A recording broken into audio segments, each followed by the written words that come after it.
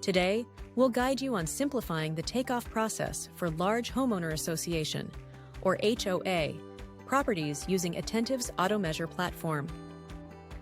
Begin by typing in your address. Then, wait for the property to load.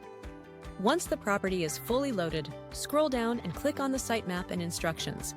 Here you'll select the option to measure common areas, which you'll find under HOA-specific instructions. By selecting this option, Attentive automatically measures non-fenced areas, such as community lawns and recreation centers. Moreover, selecting this option instantly grants you a flat 30% discount on your takeoff. If you wish to exclude the grassy areas between the sidewalk and the street, simply exclude curb strips. For additional information, click on the I button. To include softscape features and private driveways in front of properties, select the option to include front yards.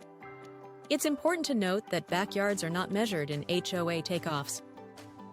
Once you've made all the necessary selections, take a moment to look over the property. Ensure you've checked all the appropriate boxes.